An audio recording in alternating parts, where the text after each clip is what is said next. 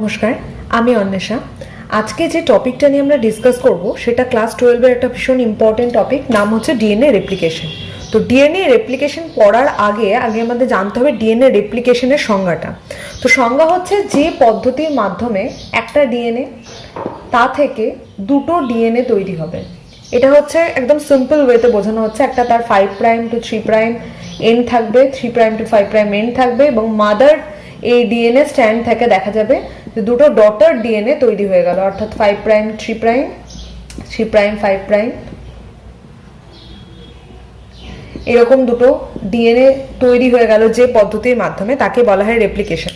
এবার যদি এটা একটু ভাষা দিয়ে বলতে হয় তাহলে বলা যাবে যে পদ্ধতিতে বিভিন্ন প্রকার উৎসেচক ও প্রোটিনের সাহায্যে একটি ডিএনএ অণু থেকে অবিকল আরও দুটি ডিএনএ অণু গঠন হবে, তাকেই বলা হবে ডিএনএ প্রতিলিপিকরণ বা ডিএনএ রেপ্লিকেশন। এই ডিএনএ রেপ্লিকেশন জেনারেলি তিনটে ফর্মে হয়। একটা হচ্ছে conservative model, semi conservative model, আর একটা হচ্ছে ডিসপার্সিভ মডেল বা ডিসপার্সিভ মডেল অফ রেপ্লিকেশন। এই তিনটে রেপ্লিকেশনের মডেল দেখতে পাওয়া যায়, কিন্তু আজকে আমরা যেটা নিয়ে ফোকাস করব সেটা হচ্ছে রেপ্লিকেশনের পদ্ধতির উপর। তো রেপ্লিকেশন পদ্ধতিতে যাওয়ার আগে অনেক সময় এইটা তুলেও একটা প্রশ্ন দিয়ে দেয় যে রেপ্লিকেশনে যে সমস্ত উৎসেচক বা যে সমস্ত প্রোটিনের প্রয়োজন হয় তা একটা ছকের সাহায্যে দেখাও এবং তাদের কাজ লেখো। তো আমরা সেইটা একটু ডিসকাস করে নেবো, সেটা পরীক্ষা আসলে কিরকম ভাবে লিখবো বা কি কি উৎসেচক লাগছে। তো এবার আমরা যেটা নিয়ে ডিসকাস করব সেটা হচ্ছে ডিএনএ রেপ্লিকেশনের জন্য প্রয়োজনীয় উপাদান, তারপরে আমরা পড়ব পদ্ধতি। ডিএনএ রেপ্লিকেশনের জন্য সবচেয়ে গুরুত্বপূর্ণ যে উৎসেচক তার নাম হচ্ছে ডিএনএ পলিমারেজ। আমরা প্রত্যেকটা ক্ষেত্রে উল্লেখযোগ্য কিছু উৎসেচকের নাম পড়ব, যেমন ডিএনএ রেপ্লিকেশনের ক্ষেত্রে ডিএনএ পলিমারেজ, ট্রান্সক্রিপশনের জন্য আরএনএ পলিমারেজ। তো এই ডিএনএ পলিমারেজ সম্পর্কে আমরা একটু জেনে নেবো, যেটা কীরকম, কি দেখতে বা কি কি নিয়ে গঠিত। তাহলে আমরা জানবো ডিএনএ রেপ্লিকেশনের জন্য সবচেয়ে গুরুত্বপূর্ণ উৎসেচকটার নাম হচ্ছে ডিএনএ পলিমারেজ। যে ডিএনএ পলিমারেজের মধ্যে কতগুলো পার্ট দেখতে পাবো, ডিএনএ পলিমারেজ 1, পার্ট 2, 3, 4, 5, এই সবগুলোকে মিলে তৈরি হয় ডিএনএ পলিমারেজ। এই উৎসেচকের গঠন অনেকটা আংশিক হাতের মুঠো করার মতো, মানে ডান হাত এর যে মুঠোটা যেরকম হয় এরকম টাইপের অনেকটা দেখতে। এবং ডিএনএ পলিমারেজের এই গঠন যেটা তৈরি হয় সেটা একটা ভিতরের দিকে গহ্বর বা ক্লেপ্ট থাকে, যার মধ্যে ডিএনএ সাবস্ট্রেট বা ডিএনএর যে অংশ তার মধ্যে স্থান গ্রহণ করে। এই গঠনের তিনটে মেনলি অংশ থাকে। একটা হচ্ছে থাম অংশ, যেটাকে আমরা বলবো যেটা বুড়ো আঙুল যেটাকে বলি, আর তারপরে হচ্ছে আঙুল মানে মাঝখানের এই দুটো অংশ, আর একটা হচ্ছে প্লাম বা কর। এই তিনটে মোট পার্ট নিয়ে একটা সাব ইউনিট গঠিত হয়, যেটা হচ্ছে ডিএনএ পলিমারেজ। এবার এছাড়া এখানে মনে রাখতে হবে যে এই উৎসেচকটার দুটো ডাইভ্যালেন্ট ধাতব আয়ন থাকবে। সেই আয়নগুলো কি কি? Mg2+, Zn2+, এর সঙ্গে যুক্ত থাকবে, মানে এর মধ্যে এই উপাদানগুলো বর্তমান থাকবে, এটা আমাদের জেনে রাখতে হবে। এবার আমরা জানবো এর কি কি পার্ট আছে। ডিএনএ পলিমারেজ 1, তার একটা কাজ আছে। কি কাজ? ডিএনএ পলিমারেজ 1 হচ্ছে জেনারেলি আরএনএ প্রাইমারকে ছেড়ে যেতে বা অপসারণ করতে বা এলিমিনেট করতে সাহায্য করে। মানে একটা ডিএনএ ফর্ক, তা থেকে যখন আমার আরএনএ প্রাইমারটাকে সরিয়ে দিতে হবে, অর্থাৎ আমার রেপ্লিকেশন ফর্কে যখন আমার ওর কাজ হয়ে যাবে তখন আরএনএ প্রাইমারটাকে সরিয়ে দিতে সাহায্য করবে ডিএনএ পলিমারেজ 1। আর ডিএনএ মেরামতির কাজে অর্থাৎ রিপেয়ারে সাহায্য করে। ডিএনএ পলিমারেজ 2 হেল্প করে রেপ্লিকেশনে। 5' সবসময় মনে রাখতে হবে, ডিএনএ রেপ্লিকেশন সবসময় 5' to 3' হবে। অনেকে আবার দেখলাম খাতা রাখার সময় এটা লিখছে 5' TO2, এরকম লেখা যাবে না, লিখতে হবে 5' অ্যারো, তারপরে লিখতে হবে 3'। অর্থাৎ রেপ্লিকেশন অলওয়েজ 5' থেকে 3' এর দিকে হবে। হেল্পস ইন রেপ্লিকেশন, এটা ডিএনএ প্রতিলিপিকরণে সাহায্য করে। ডিএনএ পলিমারেজ 3, এটা হচ্ছে হেল্পস ইন রেপ্লিকেশন, এটাও ডিএনএ যে রেপ্লিকেশন বা প্রতিলিপিকরণ তাতে সাহায্য করে এবং প্রুফ রিডিং করে। প্রুফ রিডিং ব্যাপারটা কি? ডিএনএ রেপ্লিকেশন হয়ে গেছে, এবার যদি তার ভিতরে কোনো ভুল ত্রুটি থেকে যায় তাহলে সেটাকে রিপেয়ার করা অর্থাৎ মেরামতির কাজ করতেও সাহায্য করে। প্রুফ রিডিং করে, যেমন আমরা জানি কোনো জিনিস প্রিন্ট করার আগে তাতে একটা প্রুফ রিডিংয়ে দেওয়া হয়, এক্ষেত্রে এরকম ইউজ করা হয়। ডিএনএ পলিমারেজ 4, যেটা রিপেয়ার অর্থাৎ মেরামতির কাজে সাহায্য করে। ডিএনএ পলিমারেজ 5, এটা সিনথেসিস অর্থাৎ সংশ্লেষণের কাজে সাহায্য করে। এইগুলো হচ্ছে মোটামুটি একটা ডিএনএ পলিমারেজের গঠন। অনেক সময় ডিএনএ পলিমারেজের গঠনটা 3 মার্কসে দিতে পারে, তখন আমরা এর গঠন বলবো, এর প্রকারভেদ বলবো, প্রকারভেদের কাজগুলো দেবো, এবং এই সম্পর্কে যদি একটু দেওয়া যায়, যেমন যদি এটা সম্পর্কে আসে যে হলো এনজাইম কি, অনেক সময় 2 মার্কসের প্রশ্ন আসে, তখন আমরা বলতে পারি ইকোলি, অর্থাৎ আমি যেটা বর্ণনা দিচ্ছি সেটা সবসময় আমি প্রোক্যারিওটের বর্ণনা দিচ্ছি। তো প্রোক্যারিওট অর্থাৎ ইকোলির ক্ষেত্রে রেপ্লিকেশনে ডিএনএ পলিমারেজ 3, অর্থাৎ এই যে এই পলিমারেজটা 3 হলো এনজাইম দ্বারা গঠিত, এবং হলো এনজাইম গঠনীতে একটি গুরুত্বপূর্ণ ভূমিকা পালন করে। এই উৎসেচকের 3টে সাব ইউনিট থাকে, একটা আলফা, একটা ইপসাইলন, এবং এছাড়া যেটা দেখতে পাওয়া যায় এর মধ্যে সেটা হচ্ছে একটা এরকম থিটা অংশ দেখতে পাওয়া যায়। 3টে মেন অংশ থাকে। এছাড়া স্লাইডিং ক্ল্যাম্প আর একটা রিজিয়ন থাকে যার মধ্যে 2টো বিটা অধ একক থাকে বা বিটা ইউনিট থাকে। আর এই যে প্রত্যেকটাই যে ক্ল্যাম্প যে লোডিং আনলোডিং করতে সাহায্য করে, এছাড়া এর অনেকগুলো ইউনিট আছে, যেমন আছে ডেল্টা, যেমন আছে এখানে ডেল্টা, এরকম একটা রয়েছে টাউ যেটাকে আমরা বলি, এটা হচ্ছে গামা, সাই, আর এটা হচ্ছে কাপ্পা। এই যে এই জিনিসগুলো, এই সাব ইউনিটগুলো এর মধ্যে থাকে। রেপ্লিকেশন ফর্কে সকল প্রোটিন এবং যাদের কাজকে রেপ্লিজোম বলা হয়, মানে একত্রে যত রেপ্লিকেশনে যে ফর্কটা তৈরি হবে, যেটা আমি শৃঙ্খল সম্প্রসারণ দশার সময় দেখাবো, এরকম দেখতে হয় রেপ্লিকেশন ফর্ক। তার সমস্ত যে এনজাইমগুলো থাকে সেই সমস্ত এনজাইমগুলোকে একত্রে বলা হবে, মানে তাদের টোটাল কাজকে বলা হবে রেপ্লিজোম।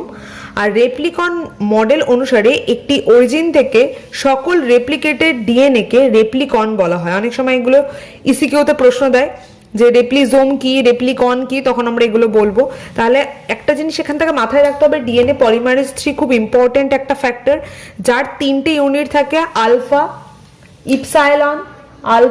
ইপসাইলন, আর থিটা, এই 3টে ইউনিট দেখতে পাওয়া যায়। এছাড়াও 2টো উপ একক থাকে যেটাকে বলা হয় বিটা। সেই বিটাটা একটা ক্ল্যাম্প লোডিং অংশ দ্বারা গঠিত হয়, এবং তার অনেকগুলো সাব ইউনিট রয়েছে, যেটা হচ্ছে ডেল্টা, টাউ, গামা, সাই, কাপ্পা।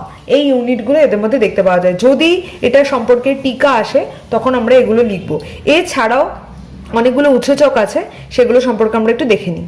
ডিএনএ পলিমারেজ ছাড়াও যে যে উৎসেচকগুলো বা যে যে প্রোটিনগুলো সাহায্য করে তার নাম হচ্ছে ডিএনএ হেলিকেজ। এগুলো প্রত্যেকটার অবস্থান, গঠন, কাজ আমরা আলাদা আলাদা করে পড়বো, তাও একটু আমি জাস্ট বলে দিই। ডিএনএ হেলিকেজ যখন একটা রেপ্লিকেশন ফর্ক ইনিশিয়েট করে, অর্থাৎ ফর্কটা যখন স্টার্ট হয়, এরকম ধরনের এটা দেখতে হয়। এই যে ডিএনএ আমরা ইউজুয়ালি জানি এরকমভাবে পেঁচিয়ে থাকে, সেইটাকে ছাড়তে সাহায্য করবে, তবে তো একটা এরকম ফর্ক তৈরি হবে। তো এই যে ছাড়ার মুখটাতে থাকে ডিএনএ হেলিকেজ, এর কাজ হচ্ছে যাতে এটা আবার জড়িয়ে না যায়, সেই জায়গাটা দেখা, যাতে এটা আবার জড়িয়ে না যায় সেই জায়গাটা দেখে ডিএনএ হেলিকেজ, এরকম জায়গায় থাকে। আর এই জায়গাটা থাকে টোপো আইসোমারেজ বা গাইরেজ। এই টোপো আইসোমারেজের কাজ হচ্ছে নেগেটিভ সুপার কয়েলিং এ সাহায্য করা, অর্থাৎ আমরা জানি ডিএনএটা এরকমভাবে পেঁচিয়ে থাকে, তো যাতে নেগেটিভলি সুপার কয়েল না হয় এবং খুলতে সাহায্য করে, এই কাজটা করে টোপো আইসোমারেজ। এর আর একটা নাম হচ্ছে গাইরেজ।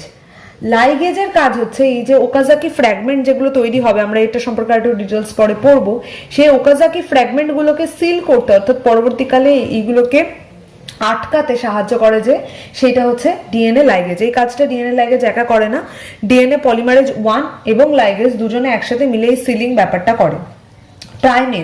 প্রাইমেজটা এরকম জায়গায় থাকে, সেটা একটা আরএনএ প্রাইমার। ডিএনএ যখন নতুন স্ট্র্যান্ড তৈরি হয় তখন সেটা সিনথেসিসে সাহায্য করে হচ্ছে প্রাইমেজ। আবার এই আরএনএ প্রাইমার বা প্রাইমেজকে সরিয়ে দিতে সাহায্য করবে কিন্তু আবার ডিএনএ পলিমারেজ। ডিএনএ পলিমারেজ 1 যেটা ছিল, তার আর একটা কাজ ছিল আরএনএ প্রাইমারকে এলিমিনেট করা, অর্থাৎ অপসারণ করা, মানে ওর কাজ হয়ে গেলে ওকে সরিয়ে দেওয়া হবে। এসএসবি প্রোটিন একটা এইরকম ধরনের প্রোটিন থাকে এরকম জায়গায়, যাতে দুটো স্ট্র্যান্ড কখনো একসাথে মিশে না যায়, আনউইন্ড না করে, সেই কাজে সাহায্য করে সিঙ্গেল স্ট্র্যান্ড বাইন্ডিং প্রোটিন। এর পুরো নাম, এসএসবি প্রোটিনের পুরো নাম সিঙ্গেল স্ট্র্যান্ড বাইন্ডিং প্রোটিন। আর এই পুরো যখন একটা মাদার ডিএনএ থেকে দুটো ডটার ডিএনএ তৈরি হবে, এই যে মাদার ছিল এটা, তা থেকে দুটো ডটার ডিএনএ তৈরি হচ্ছে, তাহলে এখানে নতুন ডিএনএ তৈরি করার জন্য অনেকগুলো কাঁচা মাল মশলা, যেটাকে বলে বিভিন্ন বেস পেয়ারগুলো, সেগুলো লাগবে। সেই বেস পেয়ারগুলো কোনটা? D ATP, D GTP, D DTP, D CTP, এইগুলো সমস্ত উপকরণ হিসেবে ব্যবহৃত হয়। তাই পুরোটা দেখলাম, পুরোটা হচ্ছে আমার এখানে উৎসেচক। তো যত উৎসেচক এবং প্রোটিন আছে যা আমাদের পুরো রেপ্লিকেশনে সাহায্য করে, তার একটা চার্ট করব এবং তার সাথে কাজগুলো এর মধ্যে ইনক্লুড করে দেবো। এইবার আমরা চলে আসবো ডিএনএ রেপ্লিকেশন পদ্ধতি সম্পর্কে। আমরা যেটা নিয়ে ডিসকাস করব সেটা হচ্ছে রেপ্লিকেশন পদ্ধতি। তো রেপ্লিকেশন পদ্ধতিটাকে তিনটে ভাগে ভাগ করা হয়, মানে তিনটে ধাপে। প্রথম হচ্ছে ইনিশিয়েশন, তারপর ইলংগেশন, তারপর টার্মিনেশন। ইনিশিয়েশনকে বাংলায় বলা হয় প্রারম্ভিক দশা, ইলংগেশন হচ্ছে শৃঙ্খল সম্প্রসারণ দশা, টার্মিনেশন হচ্ছে অন্তিম দশা। এবং এই যে তিনটা দশা আমরা এখানে দেখছি, এই তিনটা দশা ইউক্যারিওটিকের ক্ষেত্রেও হয়, প্রোক্যারিওটিকের ক্ষেত্রেও হয়, কিন্তু ইউক্যারিওটিকের ক্ষেত্রে এই রেপ্লিকেশন পদ্ধতিটা অনেকটা জটিল। তার কারণ হচ্ছে ইউক্যারিওটিকের ক্ষেত্রে ডিএনএ এর কন্টেন্টটা অনেক বড়, যেটা প্রোক্যারিওটিকের ক্ষেত্রে ছোট। এবং আমাদের সিলেবাস অনুযায়ী প্রোক্যারিওটিকটা অর্থাৎ ইকোলির ক্ষেত্রে কি ঘটে সেটা আমাদের জানতে হবে। তো ইকোলি ব্যাকটেরিয়ার ক্ষেত্রে ডিএনএ রেপ্লিকেশন পদ্ধতিটা বিস্তারিতভাবে জানা গেছে, এবং এক্ষেত্রে ডিএনএ হচ্ছে মোটামুটি একটা চক্রাকার, অর্থাৎ একটা রাউন্ড শেপের বলে আমাদের জানা থাকে, এবং এটা দ্বিতন্ত্রী হয়, অর্থাৎ দুটো তন্ত্র থাকে, এবং প্রায় 4 লাখ বেস পেয়ার নিয়ে সেটা গঠিত হয়। এটার তিনটে ভাগ আছে বা তিনটে ধাপ আছে, ইনিশিয়েশন, ইলংগেশন, টার্মিনেশন। তো প্রথমে আমরা যেটা নিয়ে ডিসকাস করবো সেটা হচ্ছে ইনিশিয়েশন বা প্রারম্ভিক দশা। তো প্রারম্ভিক অবস্থায় দেখতে পাওয়া যায় ডিএনএ এরকম একটা স্ট্রাকচার, যেখানে 5 প্রাইম 3 প্রাইম 3 প্রাইম 5 প্রাইম এই চারটে এন্ড রয়েছে, এবং সেটা নির্দিষ্ট একটা সিকোয়েন্স বহন করে। সেটা হচ্ছে 9 বিপি 9 বেস পেয়ার থাকে, আর এটা হচ্ছে 13 বিপি বেস পেয়ার থাকে। তো এই যে বেস পেয়ারটা যেখান থেকে রেপ্লিকেশনটা স্টার্ট হবে, দিস ইজ কল্ড ওরিসি, অর্থাৎ অরিজিন অফ রেপ্লিকেশন সাইট, যেখান থেকে ইকোলির ক্ষেত্রে এই পুরো ব্যাপারটা স্টার্ট হবে। এবং প্রথমে এই স্থানে ডিএনএ আনউইন্ডিং প্রোটিন অবস্থায় থাকে, এবং অর্থাৎ প্রথম অবস্থায় দেখা যায় যে এই যে ডিএনএটা এরকম ভাবে একে অপরকে জড়িয়েছিল এবং আনউইন্ড হতে থাকে, অর্থাৎ আস্তে আস্তে খুলে যেতে শুরু করে। এবং এই পোর্শনটা হচ্ছে অরিজিন অফ রেপ্লিকেশন সাইট, যেখান থেকে রেপ্লিকেশনটা স্টার্ট হচ্ছে। প্রথমেই দেখা যায় যে এই 9 বিপি 13 বিপির এই জায়গাটা একটা ফোল্ডিং স্টার্ট হয়, যে এই জায়গাটা একটা ফোল্ডিং স্টার্ট হয়, এবং এখানে একটা প্রোটিন সাহায্য করে ব্যাপারটাকে আনউইন্ড করতে বা খুলতে। এইখানেই সেই উৎসেচকটার নাম হচ্ছে হেলিকেজ। উৎসেচকও ইন জেনারেলি প্রোটিনই হয়, তো এখানে একটা হেলিকেজ নামক উৎসেচকের সাহায্যে এটা ফোল্ড হয়, এবং এই 9 বিপি 13 বিপি রিজিয়নটা কি হয়, ফোল্ডিং হতে থাকে, অর্থাৎ ঘুরে যায়। এবার যেখান থেকে এটা আনউইন্ড করা স্টার্ট হলো, সেই জায়গাটাতে দেখা যাবে একটা এরকম বাবল এর সৃষ্টি হয়েছে। This is called replication bubble, অর্থাৎ যেখান থেকে কিনা এই পুরো সিস্টেমটা অর্থাৎ রেপ্লিকেশন ফর্কটা স্টার্ট হবে। সেখানে কি হয়, যে বেস পেয়ারগুলো যেগুলো ছিল সেগুলো নিজেদের মধ্যে একটা ভাঙন সৃষ্টি করে, ভাঙতে থাকে, তবে এটা গিয়ে খুলবে। এবং পরবর্তীকালে দেখা গেছে এটা খুলে গিয়ে দুটো আলাদা আলাদা রেপ্লিকেশন ফর্ক তৈরি করেছে।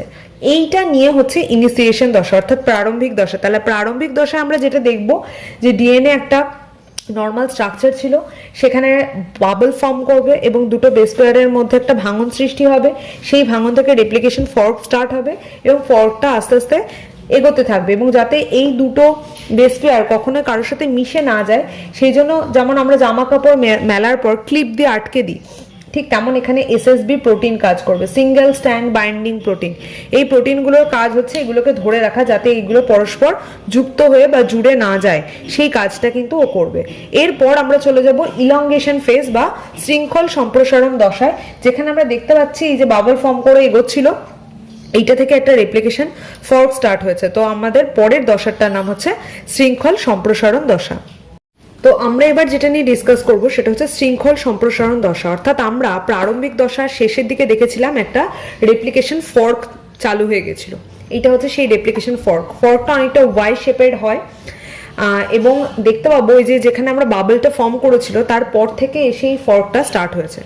ফর্কের যেটা শুরুর দিকে থাকে রেপ্লিকেশন ফর্কটা অনেকটা ওয়াই আকৃতির দেখতে, যেটা বললাম, এবং পৃথক হয়ে যাওয়ার পর এগুলোকে আটকে রাখার কাজ করে সিঙ্গেল স্ট্যান্ড বাইন্ডিং প্রোটিন, এটার নাম হচ্ছে এসএসবি প্রোটিন, এবং আনউইন্ড করতে সাহায্য করে হেলিকেজ, এটাও একটা উৎসেচক। আর ঠিক এর ওপরের দিকে এসে বসে ডিএনএ এই যে টোপোআইসোমারেজ বা গাইডেজ, এটা একটা ইম্পর্টেন্ট একটা এনজাইম, যেটা কিনা ডিএনএ ডাবল স্ট্র্যান্ডেডের উপরে এসে বসে এবং এই বেস পেয়ারগুলো বা বেসে যে জোড়াগুলো আছে এগুলোকে বিচ্ছিন্ন করে, এবং ডিএনএ তন্ত্রীর ধনাত্মক অতি কুণ্ডলীকৃত অংশ অর্থাৎ সুপার কয়েলিং যে মডেলটা থাকে সেই মডেলটাকে খুলতে সাহায্য করে। ই কোলিতে টোপোআইসোমারেজ 1 আর টোপোআইসোমারেজ 2 অর্থাৎ গাইডেজ 1 আর 2 এই দুটো উৎসেচক রূপে কাজ করে। এই উৎসেচক ডিএনএ তন্ত্রীকে কাট বা নিকের মাধ্যমে অনুঘটীয় প্রভাবের দ্বারা সুপার কয়েল গঠনটাকে সরল করে। অর্থাৎ আমরা জানি যে ডিএনএ, এই কথাটার মানে হচ্ছে ডিএনএ সুপার কয়েল অবস্থায় থাকে, অর্থাৎ এরকম ভাবে পেঁচিয়ে থাকে। এই যে গাইরেজের কাজই হচ্ছে সুপার কয়েলটাকে খোলা এবং এটা সিম্পল ফর্মে ব্রেক করে দেওয়া, সরলীকৃত করা। এবার অলরেডি আমার ডিএনএ রেপ্লিকেশনের যে ফর্কটা সেটা স্টার্ট হয়ে গেছে। তো ডিএনএ তন্তু দুটো উভয় যদি উন্মুক্ত যখন হয়ে যাবে, অর্থাৎ এই দুটো যখন আস্তে আস্তে খুলতে শুরু করবে, তখন ডিএনএ নিজেকে ধরে রাখার জন্য, এবং আমরা তো জানি এসএসবি প্রোটিন ইউজ করেছে, আর অপর আর একটা সাইডে একটা জিনিস ইউজ হবে, তার নাম হচ্ছে আরএনএ প্রাইমার, যেটা কিনা নতুন যে ডিএনএ সেটা সিনথেসাইজ হতে সাহায্য করবে। আরএনএ পলিমারেজ নামে আর একটা উৎসেচক থাকে, যেগুলো আরএনএর যে নিউক্লিওটাইডগুলো রয়েছে সেগুলোকে সংযুক্ত করে এবং ছোট ছোট আরএনএ খণ্ডক অর্থাৎ আরএনএ প্রাইমার সৃষ্টি করে। এবং এই আরএনএ প্রাইমার এরকম ভাবে থেকে যায় যেটা কিনা পরবর্তীকালে ডিএনএ চেনটাকে শৃঙ্খল সম্প্রসারিত হতে সাহায্য করে এবং তৈরি হয়ে গেছে আমার রেপ্লিকেশন ফর্ক। সবসময় মনে রাখতে হবে ডিএনএ রেপ্লিকেশন 5 প্রাইম টু 3 প্রাইমেই হবে, এই জন্য আমি অ্যারো দিয়েছি 5 প্রাইম টু 3 প্রাইম। দেখা যাচ্ছে এখানে যখন নতুন দুটো অপত্য স্ট্যান্ড তৈরি হয়েছে, একটা স্ট্যান্ড হচ্ছে পুরো একটা না, অর্থাৎ কন্টিনিউয়াস শেপেড, এটার নাম হচ্ছে লিডিং স্ট্যান্ড। আর একটা স্ট্যান্ড উপর দিকে তৈরি হয়েছে যেটা কিনা কাটা কাটা, অর্থাৎ মাঝখানে আমি কিন্তু ফাঁক দেখতে পাচ্ছি, ছোট ছোট টুকরো নিয়ে গঠিত হয়েছে। এটাও কিন্তু মনে রাখতে হবে 5 প্রাইম টু 3 প্রাইমেই হবে, কারণ আমরা জানি যে ডিএনএর দুটো মুখে একই সাথে যদি 5 প্রাইম থাকে তাহলে এটা রিপালকেশন করবে, অর্থাৎ একে অপরকে ধাক্কা দিয়ে ফেলে দেবে। সেই জন্য এই দিকেও 5 প্রাইম আছে, এইদিকে 3 প্রাইম আছে, এটা এই দিকে যাবে, অর্থাৎ রেপ্লিকেশন ফর্কের দিকে এগোবে লিডিং তন্ত্রটা, আর ল্যাগিং তন্ত্রটা রেপ্লিকেশন ফর্ক থেকে দূরবর্তী স্থানে এগোবে। কিন্তু অনেকে এটা ভুল করে, সবসময় মনে রাখতে হবে রেপ্লিকেশন কিন্তু অলওয়েজ 5 প্রাইম টু 3 প্রাইমেই হবে, 3 প্রাইম টু 5 প্রাইম হবে না, এটা অনেক সময় ভুল হয়ে যায়। তো রেপ্লিকেশনের যে স্ট্যান্ডটা আমরা দেখলাম ডিসকন্টিনিউ, অর্থাৎ টানা যাচ্ছে না, তাকে বলা হয় ল্যাগিং স্ট্র্যান্ড বা ল্যাগিং তন্ত্র। এইখানে যে ছোট ছোট খণ্ডগুলো রয়েছে এটা প্রথম দেখেছিলেন, অবজার্ভ করেছিলেন বিজ্ঞানী ওকাজাকি, তাই তার নাম অনুসারে এই ফ্র্যাগমেন্টগুলোর নাম হচ্ছে ওকাজাকি ফ্র্যাগমেন্ট। এই যে ওকাজাকি ফ্র্যাগমেন্টগুলো তৈরি হয়েছে, এই ফ্র্যাগমেন্টগুলো সিল করতে, অর্থাৎ এই মাঝখানে যে ফাঁকা স্থানটা রয়েছে সেগুলো পূরণ করতে সাহায্য করবে যে এনজাইম, তার নাম হচ্ছে ডিএনএ লাইগেজ। এই জন্য একে বলা হয় মলিকুলার গ্লু বা আণবিক আঠা প্লাস ডিএনএ পল 1। এদের দুজনের কাজ হচ্ছে মিলিতভাবে যে গ্যাপগুলো তৈরি হয়েছে সেগুলোকে সিল করে দেওয়া। এবার পরীক্ষায় একটা প্রশ্ন খুব দেয়, লিডিং তন্ত্র আর ল্যাগিং তন্ত্রের মধ্যে পার্থক্য দেখো। প্রথমে আমাকে বলতে হবে লিডিং তন্ত্রটা হচ্ছে কন্টিনিউয়াস স্ট্যান্ড, অর্থাৎ এটা একটা নিরবিচ্ছিন্ন স্ট্যান্ড, কিন্তু ল্যাগিং তন্ত্রটা হচ্ছে বিচ্ছিন্ন, অর্থাৎ এটা ছোট ছোট খণ্ড তৈরি করেছে, এটা কিন্তু কন্টিনিউয়াস নয়। নেক্সট পয়েন্ট হবে আমার লিডিং তন্ত্রের মধ্যে কিন্তু কোনো ওকাজাকি ফ্র্যাগমেন্ট খুঁজে পাচ্ছি না, কিন্তু আমার ল্যাগিং তন্ত্রের মধ্যে ওকাজাকি খণ্ড খুঁজে পাবো। লিডিং এ কিন্তু কোনো ওকাজাকি খণ্ড নেই। নেক্সট, যেহেতু ওকাজাকি খণ্ড নেই তাই লিডিং এর ক্ষেত্রে আমরা ডিএনএ লাইগেজ এবং ডিএনএ পলিমারেজ 1 এই দুটোকে সিল করার জন্য কোনো কাজে লাগছে না, কিন্তু ল্যাগিং তন্ত্রে এদেরকে সিল করার জন্য কাজে লাগবে। নেক্সট আরেকটা পয়েন্ট, লিডিং তন্ত্র always 5 prime to 3 prime replication fork যেদিকে সেই অভিমুখে এগোয়, কিন্তু ল্যাগিং তন্ত্র 5 প্রাইম টু 3 প্রাইমে যেদিকে রেপ্লিকেশন ফর্ক রয়েছে, অর্থাৎ যেখান থেকে ফর্কটা শুরু হচ্ছে তা থেকে বিপরীত দিকে এগোয়। এই 4টে পয়েন্ট দেওয়াটা ভীষণ ইম্পর্টেন্ট, তবে গিয়ে পার্থক্যটা কমপ্লিট হবে। তো এইটা গেল আমার লিডিং তন্ত্র আর ল্যাগিং তন্ত্র। এইভাবে কন্টিনিউয়াস ওয়েতে চেনটা বাড়তে থাকে, অর্থাৎ আমরা চেনটাকে দেখতে পাবো এরকম ভাবে, এইদিকে লিডিং তন্ত্র এগোচ্ছে, এদিকে ল্যাগিং তন্ত্র এগোচ্ছে, এইভাবে একটা শৃঙ্খল সম্প্রসারণ দশা এগোয়। এবং একটা সার্টেন টাইম পর যখন শৃঙ্খলের চেনটা অনেক বেড়ে গেল, তখন এই যে প্রাইমেজ এনজাইমটাকে আমরা দেখছি, যে প্রাইমেজ এই উৎসেচকটাকে সরিয়ে দিতে সাহায্য করবে ডিএনএ পলিমারেজ 1। ডিএনএ পলিমারেজ আসবে এবং এটাকে সরিয়ে দেবে, এলিমিনেট করবে, যাতে আর এই চেনটা বড় না হতে থাকে। আর এই চেনটা ততক্ষণে বড় হয়ে এগুলোকে সিল করবে, যা যা মাঝখানে ফাঁকা ছিল সেই ফাঁকা থাকার কাজগুলো কিন্তু ওরা করে দেবে। তার ফলে আমরা দুটো কমপ্লিট স্ট্র্যান্ড খুঁজে পাবো। এটা হচ্ছে শৃঙ্খল সম্প্রসারণ দশা। এরপর আমরা যেটা পড়বো সেটা হচ্ছে অন্তিম দশা। এবার রেপ্লিকেশনের আমরা একদম লাস্ট ফেজে এসে গেছি, যেটাকে বলা হয় টার্মিনেশন ফেজ অর অন্তিম দশা। এই প্রতিলিপি গঠন প্রক্রিয়াটা ইকোলির ক্ষেত্রে ওরিসি স্থান থেকে শুরু হয়, এটা আমরা পড়েছি। ধরে নি যদি এটা আমার ওরিসি স্থান হয়, ওরিসি অর্থাৎ অরিজিন অফ রেপ্লিকেশন সাইট, এখান থেকে যদি আমার অরিজিন অফ রেপ্লিকেশন সাইটটা দিয়ে শুরু হয়, তাহলে আবার এখানে এসেই গিয়ে আমার এটা শেষ হয়ে যাবে। এবং চক্রাকার পদ্ধতিতে ডিএনএ ওডিসি স্থানের একেবারে বিপরীত প্রান্তে এসে অর্থাৎ এখানে এসে যখন পৌঁছাবে তখন প্রতিলিপি গঠনের সমাপ্তিকরণ ঘটে। টেলোমারেজ নামক একটা উৎসেচক যেটা কিনা এই অন্তিম দশা অর্থাৎ ডিএনএর যে শেষ অংশ সেটাতে সাহায্য করে। এবং এখানে 6টা আমার সাইড থাকে। 6টা সাইড কি কি? টার এ বি সি, টার ডি ই এফ, এরকম 6টা সাইড প্লাস টুস নামক আর একটা জিন থাকে। এগুলো প্রত্যেকটাই জিন। এরা রেপ্লিকেশন ফর্কের অগ্রগতিকে প্রতিহত করে। অর্থাৎ আমরা যদি দেখতে চাই যে এর আগের স্টেপটা আমরা পড়েছিলাম রেপ্লিকেশন ফর্ক, যে ফর্কটা শুধু বেড়েই যাচ্ছিল, কিন্তু কোথাও তো গিয়ে এটাকে থামতে হবে, তা না হলে তো রেপ্লিকেশন অনন্তকাল যাবৎ চলতে থাকবে। এবং এইটাই ঘুরে এসে এরকম সার্টেন জায়গায় গিয়ে দুটো স্ট্যান্ড, যখন স্ট্যান্ডগুলোকে আটকে দেয় তখন এই রেপ্লিকেশনটা থেমে যায়। এই রেপ্লিকেশন ফর্কটাকে যেটা হচ্ছে অনন্তকাল যাবৎ, সেটা হতে বাধা দেবে যে 6টা ফ্যাক্টর, সেগুলো হচ্ছে এই টার A B C D E F এবং টুস জিন। এরা রেপ্লিকেশন ফর্কের অগ্রগতিকে বাধা দেবে। এইভাবে একটি বৃত্তাকার ডিএনএ থেকে দুটি বৃত্তাকার ডিএনএ অণু সৃষ্টি হয়। কারণ আমরা প্রথমেই বলেছিলাম যে ই কোলির ক্ষেত্রে ডিএনএটা হয় একটা গোলাকার ডিএনএ। তাহলে একটা গোলাকার মাদার ডিএনএ থেকে দুটো গোলাকার মাদার ডিএনএ তৈরি হবে এবং প্রতিটি অপত্য ডিএনএ একটি জনিতা যৌন এবং একটি নতুন সংশ্লেষিত যৌন দ্বারা গঠিত হবে, যেটা আমরা বলি সেমি কনজারভেটিভ মডেল। অর্থাৎ একটা হবে পুরো মাদারের জিন আর একটা হবে সম্পূর্ণ নতুন জিন, এইটা দ্বারা তৈরি হবে। তো এটা হচ্ছে টোটাল রেপ্লিকেশন প্রসেস।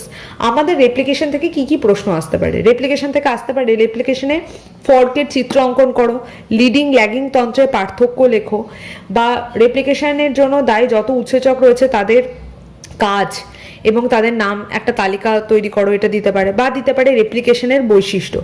তো প্রত্যেকটার ক্ষেত্রে কিন্তু আমাকে জানতে হবে যে ছবিগুলো দেওয়া মাস্ট, ছবি ছাড়া নাম্বার পাবে না এই জায়গায়। রেপ্লিকেশন ফর্কের রিলেটেড যা কিছু অ্যাটেন্ড করবে অবশ্যই ছবি দেওয়ার চেষ্টা করবে। লিডিং ল্যাগিং তন্ত্রের পার্থক্যটা খুব ইম্পর্টেন্ট, ওটা খুব ভালোভাবে জানতে হবে। অনেক সময় পরীক্ষায় প্রশ্ন দিয়ে দেয় যে ডিএনএ পলিমারেজ এর গঠন লেখো। আর যদি পরীক্ষায় প্রশ্ন আসে বৈশিষ্ট্য, মানে ডিএনএ রেপ্লিকেশনের যদি বলে বৈশিষ্ট্য লেখো, তখন ফার্স্ট পয়েন্ট যেন এটাই থাকে যে ডিএনএ রেপ্লিকেশন অলওয়েজ 5' to 3'এই হবে। ডিএনএ প্রতিলিপি গঠনের সময় নতুন ডিএনএটি সবসময় পুরনো যে ডিএনএ তার ছাঁচ হিসেবে ব্যবহার করবে, মানে পুরনো ডিএনএটাকে ছাঁচ হিসেবে ব্যবহার করবে। এই পয়েন্টগুলো যেন থাকে। ডিএনএ সংশ্লেষ একটি নির্দিষ্ট স্থান থেকেই শুরু হবে, তার নাম হচ্ছে ওডিসি, অরিজিন অফ রেপ্লিকেশন সাইট, এটা যেন উল্লেখ থাকে। এবং ইউক্যারিওটিকের ক্ষেত্রে সবসময় মনে রাখতে হবে ওডিসি অনেক বেশি থাকে, আর প্রোক্যারিওটিকের ক্ষেত্রে একটাই ওডিসি দেখতে পাওয়া যায়। ডিএনএ প্রতিলিপি গঠনের সময় ডিএনএ সংশ্লেষণ দুটো দিকে ঘটে, অর্থাৎ অরিজিন যেখানে সেখান থেকে এটা শুরু হয়, তারপর দুদিকে সংশ্লেষ চলতে থাকে এবং তার একটা লিডিং তন্ত্র একটা ল্যাগিং তন্ত্র গঠিত হয় বলে একটা রেপ্লিকেশন ফর্কের ছবি দিতে হবে। রেপ্লিকেশনে ব্যবহৃত যতগুলো উৎসেচক আছে প্রত্যেকের একটু একটু করে ভূমিকা দিতে হবে এবং পয়েন্ট ওয়াইজ লিখতে হবে, তবে গিয়ে নাম্বার পাওয়া যাবে। তো রেপ্লিকেশন এই ছিল পুরো ঘটনা এবং এখান থেকে প্রশ্ন আসবেই, সুতরাং এটা বেশ খুঁটিয়ে পড়তে হবে। Thank you.